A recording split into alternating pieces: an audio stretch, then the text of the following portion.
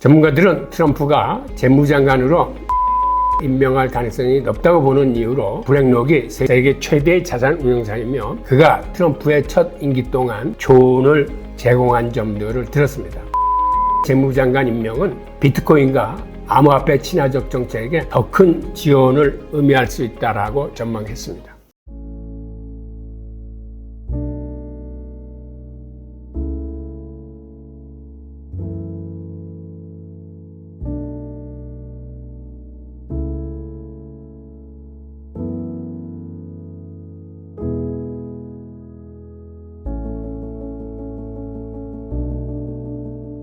다음 소식입니다. 스테이블코인의 시가총액이 2022년 강세장 수준으로 회복했습니다. 스테이블코인 시장의 시가총액이 지속적으로 증가하고 있습니다. 지금은 2020년 강세장 수준을 회복한 그런 수준까지 도달했습니다. 보도에 따르면 스테이블코인은 현물과 파생상품 시장에서 중요한 역할을 하고 있습니다. 최근 통계를 보면 현재 유통 중인 스테이블코인의 시가총액은 2022년 강세장과 유사하며 시장 성장을 견인할 잠재력을 가지고 있다고 보여집니다. 이렇게 스테이블코인이 강세를 보인다는 얘기는 거듭 말씀드리지만 이거는 암호화폐 시장 전체가 활성화된다는 그런 의미입니다. 해외에서는 스테이블코인이 있어야 다른 암호화폐들을 사기 때문에 이게 일종의 암호화폐 생태계의 기축통화 노릇을 하고 있습니다. 지난 몇 주간 스테이블코인의 공급은 150억 달러가 증가해서 시가총액이 1650억 달러에 달했습니다. 여기에는 시가총액 1000만 달러 미만의 소규모 스테이블코인들도 많이 포함되어 있습니다. 현재 시중에 유통되고 있는 스테이블코인의 종류는 무려 200개가 된다고 합니다. 최대 스테이블코인인 US 테더는 지난주 공급량이 1126억 개에서 1140억 개로 증가했습니다. 즉, 이 얘기는 그대로 달러를 표현할 수 있는데 1126억 달러에서 1140억 달러로 늘어났음을 의미합니다. 스테이블코인의 회전율도 2020년 침체 이후에 지금은 16배나 증가했으며 현재 비트코인 가격이 6만 지금 한 8,000달러 이상 유지되고 있는 것으로 보이는데 이 스테이블코인들이 이러한 비트코인 가격을 지지하고 있습니다. 스테이블코인의 회전율이 이렇게 16배나 늘어났다는 것은 이거는 굉장히 고무적인 수치입니다. 왜 그러냐면 수량 자체가 커지는 것도 중요하지만 이렇게 유통 속도, 회전율이 좋아진다는 것은 그만큼 시장에서 이게 활발히 거래되고 있음을 의미하기 때문에 이 또한 중요한 수치입니다. 스테이블코인은 유동성품과 대출 프로토콜에 유입되어 거래 없이도 수익을 보장하는 그러한 역할을 하고 있습니다. 우리가 디파에서 보면 거기에 스테이킹을 한데 대출을 할 적에 그 이자 받거나 주거나 하는데 이런 탈중앙 금융 세계에서 스테이블코인이 중요한 위치를 차지하고 있음을 알 수 있습니다.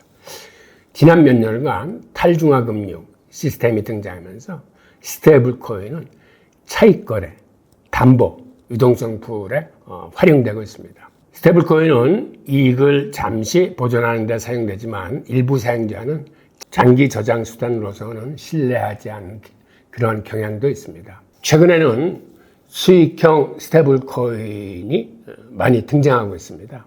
그리고 스테이블코인과 연계된 RWA 자산 토큰화 사업 상품들도 많이 나오고 있습니다. 이건 별도로 나중에 집중 분석 시간에 한번 다뤄보도록 하겠습니다. 다음 소식입니다. 트럼프가 재무부 장관으로 블랙록의 레리 핑크를 고려하고 있다는 보도가 나왔습니다. 조 바이든 미국 대통령이 2024년 대선에서 철수한 후 도널드 트럼프의 당선 가능성이 높아짐에 따라 블랙록의 CEO인 레리 핑크가 차기 재무장관이 될 수 있다는 주장이 제기됐습니다. 미국의 기자 겸 작가인 찰스 게스파리노는 뉴욕 포스트 기사를 통해 트럼프가 11월 대선에서 승리할 경우 블랙록의 CEO인 레리 핑크를 차기 재무장관으로 임명할 수 있다고 밝혔습니다. 게스파리노는 기사에서 트럼프의 투자 포트폴리오를 관리하고 트럼프의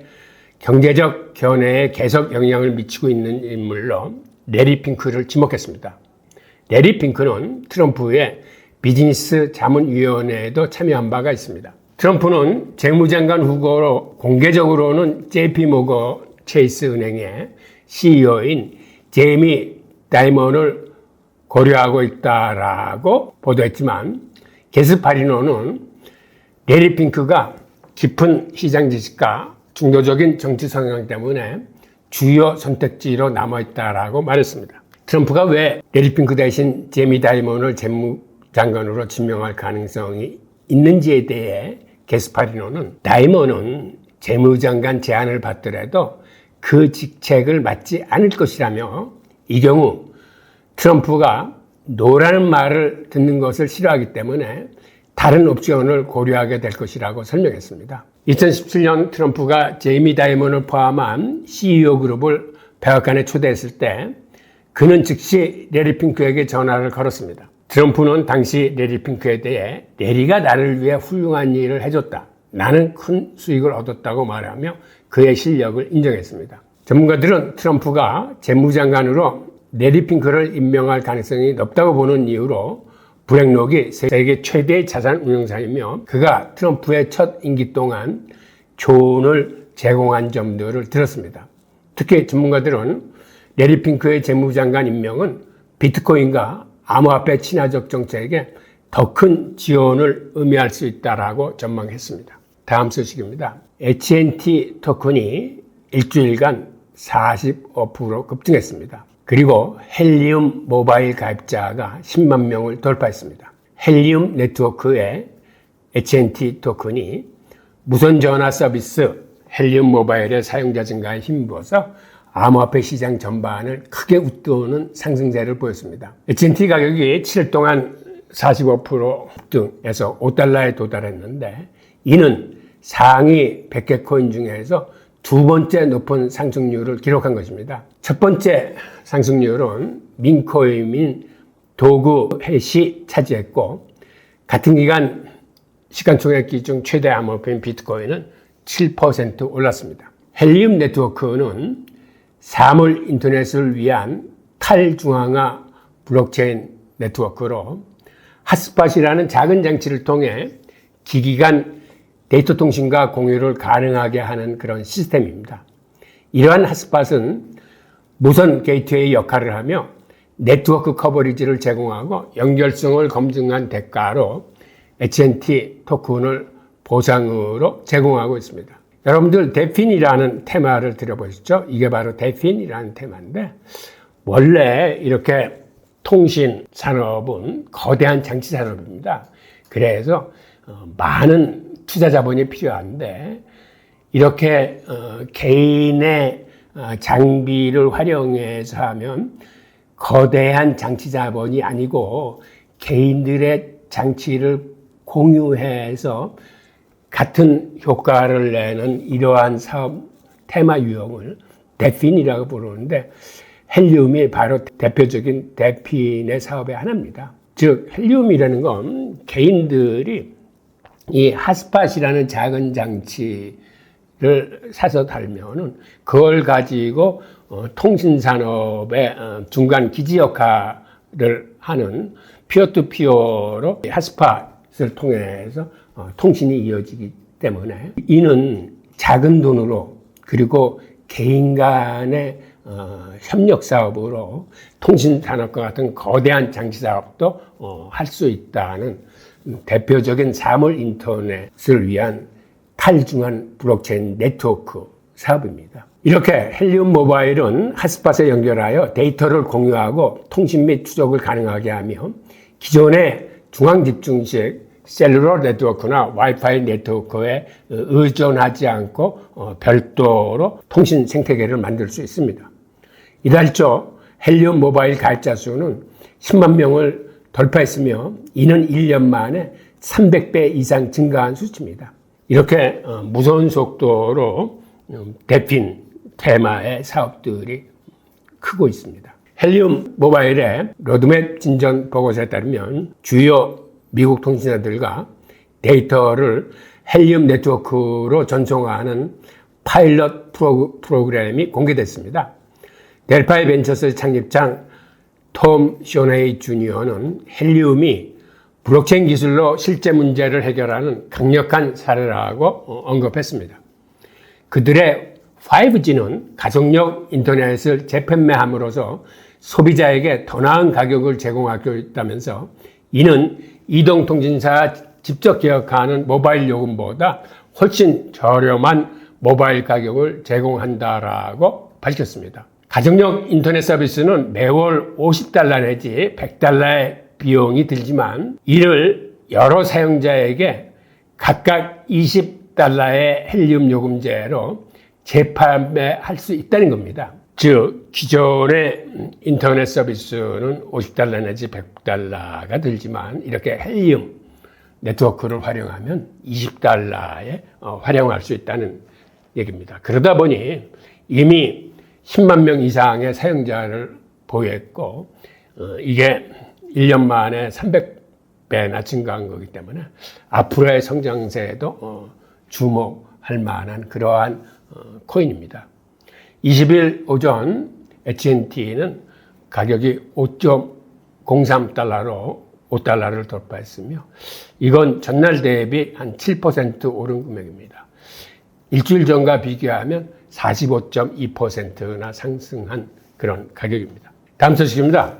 해시덱스는 비트코인과 이더리움 ETF를 결합한 ETF를 세게 신청했다라는 보도입니다. 해시덱스가 미국 증권거래위원회에 비트코인과 이더리움 현물 ETF를 결합한 ETF에 대한 증권 신고서를 제출했습니다. 24일 코인게이프는 해시덱스가 나스닥 크립토 인덱스 US ETF에 대한 신청서를 제출했다고 보도했습니다. 이 상품은 비트코인과 이더리움을 결합한 상품으로 균형 잡힌 포트폴리오를 구성하는 데 목표를 두고 있습니다. 해시덱스는 세계 승인을 받아 다른 자산도 추가될 수 있다고 설명했습니다. 해시덱스는 이에 앞서 해당 상품에 대한 신청서를 세게 제출했다고 전한 바 있는데 해당 상품은 세계 승인 답변 최종 마감일은 내년 3월 첫 주로 알려졌습니다. 해시덱스는 이미 최근에 이더리움 현물 ETF를 신청을 철회한 바가 있습니다. 이 같은 움직임은 비트코인 ETF와 ETF를 이용한 다양한 복합 ETF 상품이 출시될 것을 예상하게 하고 있습니다.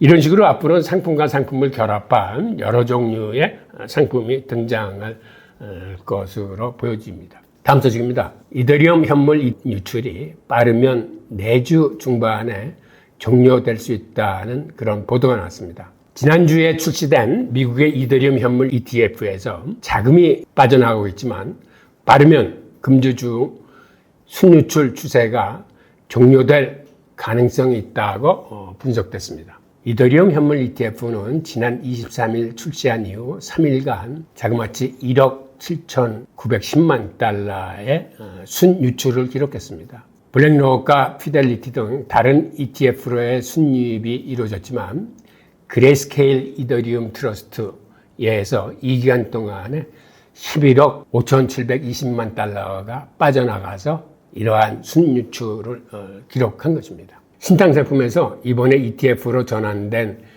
그레이스케일의 ETH는 2.5%의 높은 운영 수수료 때문에 ETF로 바뀐 뒤 그레이스케일 비트코인 트러스트 경우와 마찬가지로 자금이 빠져나갈 것이 이미 예상된 바 있습니다. 스테너 리서치 분석관 매즈 에버하르트는 그레이스케일 이더리움 트러스트가 GBTC와 동일한 경로를 따라가고 있지만 그 속도는 더 빠르다고 지적하면서 순유출로 인한 이더리움 가격 하락은 좋은 매수 기회라고 평가했습니다. 이더리움 ETF의 현금 흐름을 보면 이게 비트코인 현물 ETF가 출시됐을 때하고 똑같은 양상을 보이고 있습니다. 무슨 얘기냐면 지난 1월 달에 비트코인 현물 ETF가 출시되고 또 한 20일간은 계속 비트코인 가격이 하락했습니다. 그때도 왜 그랬냐 하면 블랙록이나 피델리티가 사들이는 금액보다는 기존의 그레이스케일이 갖고 있던 신탁 상품에서 물량이 더 빠른 속도로 빠져나와서 순유출 금액이 순유입 금액보다 더 컸기 때문입니다. 그런데 이더리움에서도 지금 똑같은 현상이 벌어지고 있습니다.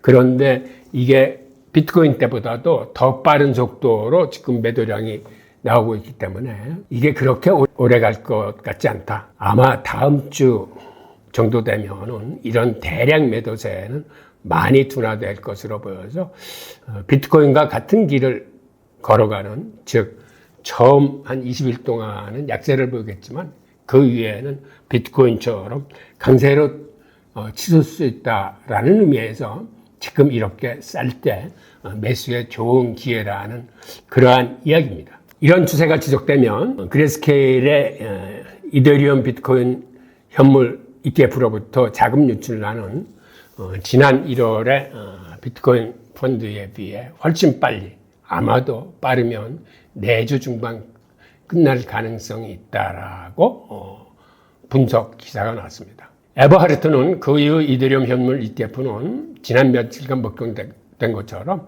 다른 ETF로의 자금 유입 때문에 강력한 순유입을 기록할 것으로 예상한다고 덧붙였습니다. 신피처스 공동 설립자 겸 최고 경영자인 레이첼 라는 빠른 속도로 진행되는 그레이스케일의 이더리움 ETF는 순유출로 인해 이더리움이 단기적으로 고통을 겪을 것이라고 전망하면서 그녀는 자금 유출이 지속될 경우 이더리움 그레이스케일의 이더리움 보유고는 비트코인의 경우보다 더 빨리 절반으로 줄어들겠지만 이는 이더리움 가격이 더 많이 하락할 수 있음을 의미한다라고 말했습니다. 이러한 지금 순유출세가 가파르게 진행되면서 이더리움 가격이 고통을 받고 있지만 이게 비트코인 현물 ETF보다는 더 빨리 종료돼서 더 빠른 상승세가 이어질 것으로 보입니다.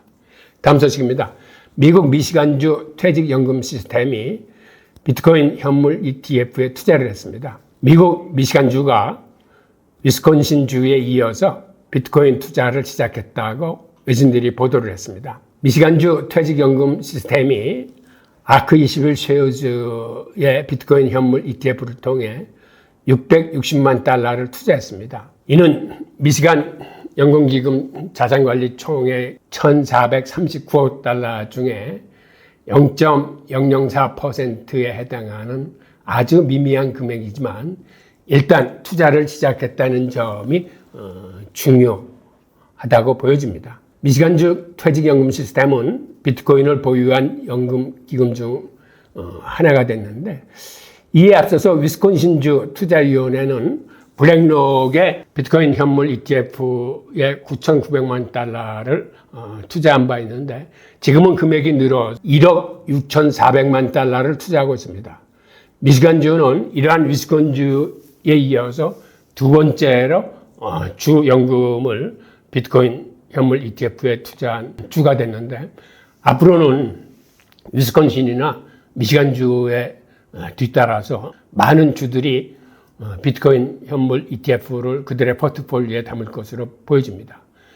그리고 또한 뉴저지주의 저지시티의 시장은 시의 연금기금이 ETF를 통한 비트코인 투자를 고려하고 있다라고 밝힌 바 있습니다. 이런 식으로 이제는 주 정부나 혹은 주 도시들이 비트코인 현물 투자를 시작했기 때문에 이런 쪽으로 투자가 이제 늘어난다는 점 하나하고 이번에 미시간주는 퇴직연금 시스템에 담기 시작했는데 앞으로 퇴직연금 계좌에 비트코인 ETF가 포트폴리오로 들어가면 퇴직연금 시장 자체가 워낙 큰 규모이기 때문에 이거는 별도로 각 주정부 투자하고 다른 각도에서 퇴직연금 계좌에 미치는 영향이 있을 것으로 보입니다. 다음 소식입니다. 솔라나 시가총액이 BNB를 추월해서 코인 시가총액 3위에 등극을 했습니다. 그런데 여기에는 스테이블 코인인 USTD를 제외하고 일반 코인의 시가총액 중에서 3위에 도달했다는 그런 얘기입니다. 28일 현재 솔라나 시가총액은 8,643만 달러로 BNB의 8,506만 달러를 앞질렀습니다. 이 결과는 우리가 연초만 해도 이더리움 업그레이드를 통해서 레이어 2의 수수료가 훨씬 싸지고 처리 속도가 굉장히 늘어나서 레이어 1 코인과 레이어 2 코인 간의 치열한 경쟁이 예상됐다라고 이렇게 시장 전망을 했었는데, 지금 상반기를 지난 결과를 들여다보면 이 경쟁에서 레이어 1 코인에 압승했음을 알 수 있습니다. 즉, 그 얘기는 이더리움 2단계 업그레이드의 진척이 예상만큼 빨리 진척되지 않아서 투자자들이 여기에 실망을 해서 레이어 2 코인은 오히려 투자를 기피하고 레이어 1 코인인 솔라나나 아발란체 등의 투자를 늘리고 있음을 알 수 있습니다. 지난 상반기 실적을 보면 원 코인은 43% 상승한 반면에 레이어 코인들은 오히려 41%나 가격이 하락했습니다. 그래서 지금 이 두 코인 간의 경쟁은 일방적으로 레이어 1 코인들이 앞서가고 있음을 알 수 있습니다. 마지막 소식입니다. 비트코인 강세장이 내년 중반까지는 지속될 수 있다라고 크립토콘트의 주기영 대표가 전망을 했습니다. 그는 27일 오래된 고래는 강세장에서 이익을 얻는다며 그들의 비트코인 매각으로 새로운 자본이 축적되고 실현 가격이 높아지고 있다라고 말했습니다. 실현 가격은 비트코인이 온체인상에서 거래된 가격을 모두 합한 가격을 의미합니다. 그는 일반적으로 고래들의 이익 실현 기간이 약 18개월간 지속됐다면서 이번에는 4개월 전부터 시작했기 때문에 2025년 중반까지는 강세장이 지속된다는 근거라고 주장을 했습니다. 주경 대표는 마운트 곡스 발 공포로 인해서 비트코인 가격이 급락할 때도 지속적으로 강세장이 끝나지 않았다며 매수를 주문한 바 있습니다. 그는 X의 질문에 아직도 강세장 초기다라면서 이는 나중에 자랑하려고 이 같은 전망을 했다라고 답하기도 했습니다. 즉, 크립토콘트는 암호화폐 시장의 통계들을 유의미하게 바라보는 이러한 리서치 기관인데, 이 리서치 기관의 대표가 기본적으로 고래들의 행태를 보니까 고래들은 쌀 때 사서 비쌀 때 팔더라. 그리고 비쌀 때 파는 시기가 과거의 사례를 들여다보니까 보통 한 18개월간은 계속되더라. 그래서 이번 강세장은 고래들이 4개월 전서부터 샀기 때문에 앞으로 16개월 이상 강세장이 지속될 것이라는 그런 전망을 내는 겁니다. 자, 오늘의 뉴스는 여기까지입니다. 감사합니다.